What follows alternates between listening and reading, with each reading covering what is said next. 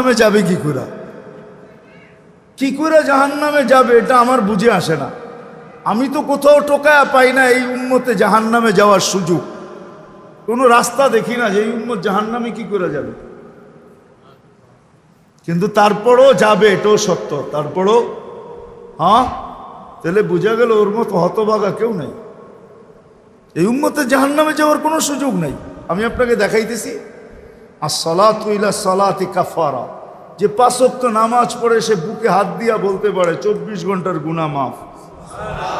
কেন? হাদিস তো সত্য না মিথ্যা? এখন হুজুররা কইব সগীরা গুনাহ মাফ হয়ে যায়,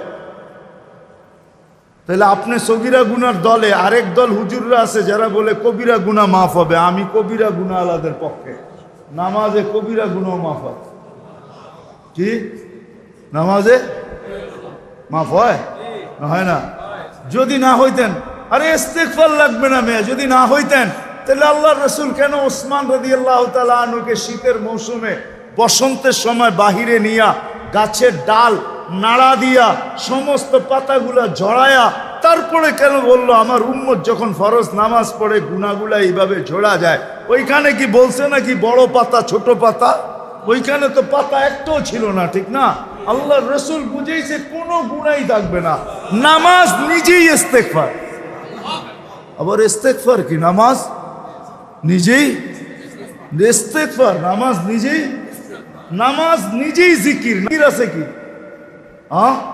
নামাজের চেয়ে বড়? আকিমিস সালাতা লিযিকরি, নামাজের চেয়ে বড় জিকির আবার কি? নামাজ নিজেই ইস্তেগফার,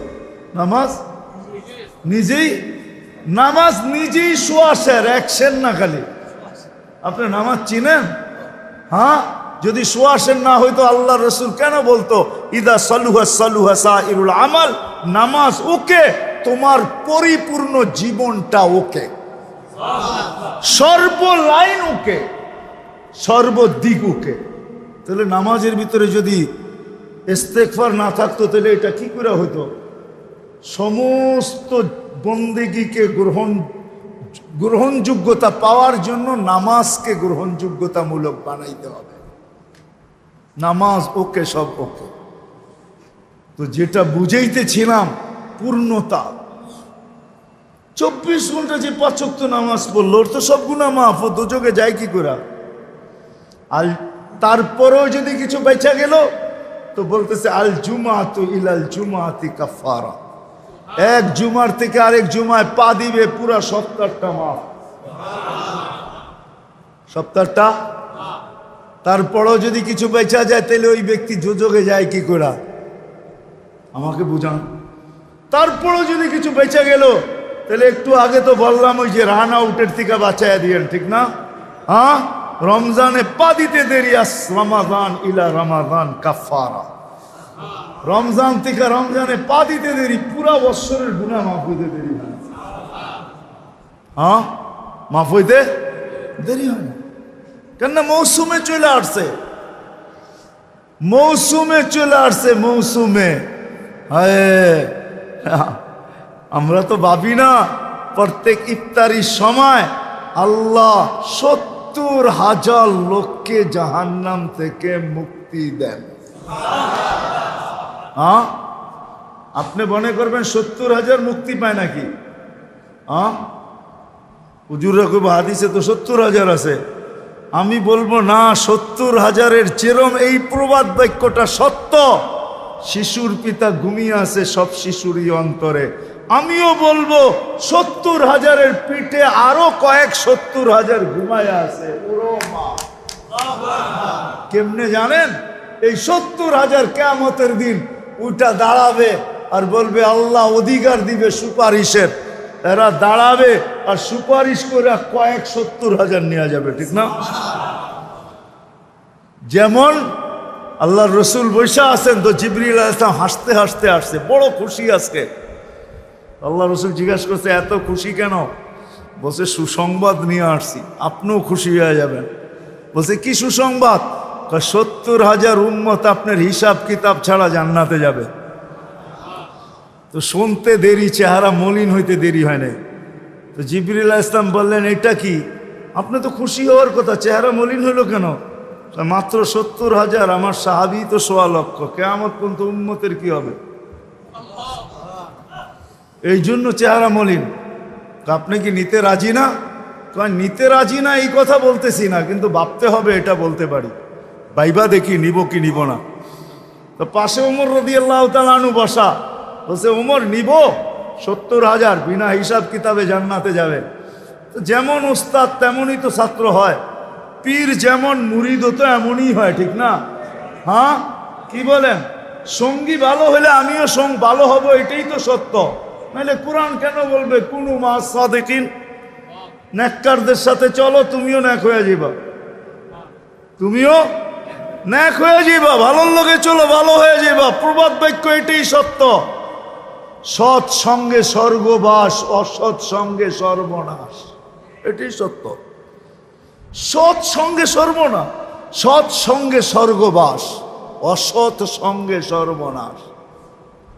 তো বলছে ওমর নিব? না, 1.25 লক্ষ তো আমরাই। কিয়ামত পর্যন্ত মানুষের কি হবে? কি করব? ফেরত পাঠায় দেন, বলেন বাড়ায় নিয়ে আসতে। তো বলছে মশওয়ারা হয়ে গেছে, নিতে পারি না, আল্লাহকে বলো বাড়ায় দিতে। আল্লাহ আল্লাহ, ঠিক না? আল্লাহ আল্লাহ আল্লাহ আল্লাহ, হায় হায়। কার আল্লাহ কিরকম আমি জানি না, কিন্তু মুহাম্মদুর রাসূলুল্লাহর আল্লাহকে দেখলে অন্যরকম দেখা যায়। হায় হায়, আমি মনে হয় বুঝাইতে পারি না আপনাদেরকে।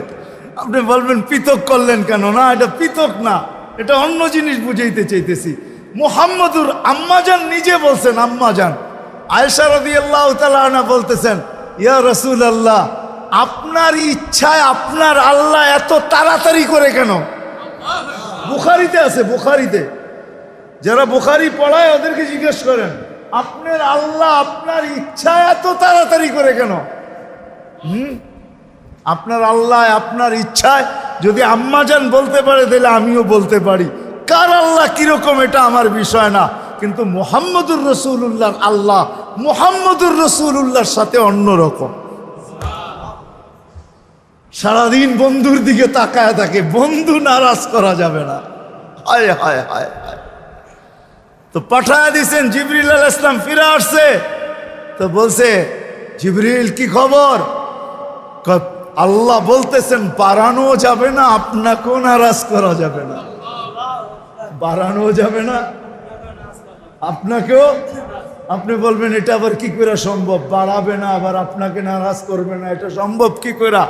তা আল্লাহ পদ্ধতি দিয়া দিছেন, বন্ধু বাড়ানো যাবে না, কিন্তু আপনাকেও নারাজ করা যাবে না। পদ্ধতি 70,000-এর প্রত্যেক ব্যক্তি 70,000 হাতে ধরা জান্নাতে নিয়ে যাবে। তাইলে কত যাবে হিসাব কিতাব ছাড়া জান্নাতে? কত? 490 কোটি উম্মত যাবে হিসাব কিতাব ছাড়া জান্নাতে। এই জন্যই বলতেছিলাম, প্রতিদিন ইফতারের সমাজে 70,000 আল্লাহ জাহান্নাম থেকে মুক্তি দেন। 70,000 দেন না, ওদের পিঠের ভিতরেও আরো কয়েক 70,000 এরকম লুকানো আছে, ওটি সহ কিয়ামতের দিন যাবে ইনশাআল্লাহ। মৌসুম দিছিলেন, মৌসুম দিছিলেন, যেখান থেকে প্রথমে ছিলাম আবার চলে যেতেছি। লক্তা লম্বা হয়ে গেছে অনেক দূর। যে দৈনন্দিনের প্রয়োজনের জিনিস যারা বিক্রি করে, তারা জানে যে সারা বছর আমি দৌড়ায় পারবো না, ইবাদত বন্দেগী দিয়ে বাড়তে পারবো না, আমি তো সহানুভূতি দিয়েই জান্নাত লেখাব। মৌসুম ছিল আমাদেরকে আকর্ষণের পাত্র বানানোর জন্য। রমজান মৌসুম, ভরা মৌসুম, ভরা মৌসুম। এক একজনরে এক এক দিক দিয়া দিছেন। আপনি মনে করেন কেমন মৌসুম, কেমন আকর্ষণের পাত্র বানানোর জন্য আল্লাহ আল্লাহর রসুল কতটুকু নিচে চলে আসছেন, কতটুকু নিচে। যদি আপনি ভাবেন তাহলে বুঝবেন। আল্লাহ রসুল বলছে, যে কাউকে পেট ভরা রোজার দিন খাওয়াবে তাকে আল্লাহ জান্নাত লেখা দিবে, জাহান্নাম থেকে মুক্তি দিবে, গুনাহ মাফ করবে। তো সাহাবা আয়েশা বলছে, ইয়া রাসূলুল্লাহ, পেট ভরা আমরাই তো খাইতে পাই না, কারে খাওয়াবো?